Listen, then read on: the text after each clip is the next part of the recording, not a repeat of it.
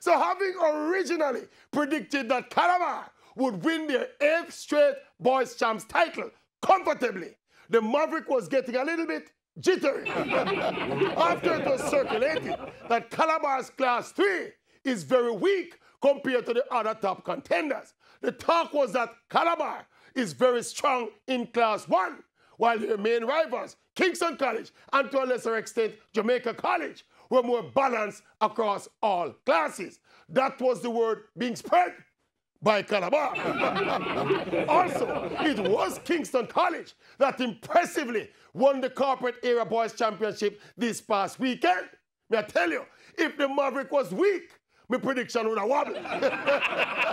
But hey, after seeing what I saw over this weekend, is trick Calabar a trick with? My Maverick prediction remains Calabar to win champs by 50-odd points. I saw enough from the Calabar Class 3 to know that all things considered, the craftiness of Coach Michael Clark, the experience and the quality of the Calabar veterans, the winning culture and mentality, Calabar will have enough to ride the wave of their super Class 1 team and to see off what will be another spirited challenge from Kingston College. So no name, no change. Prediction stands.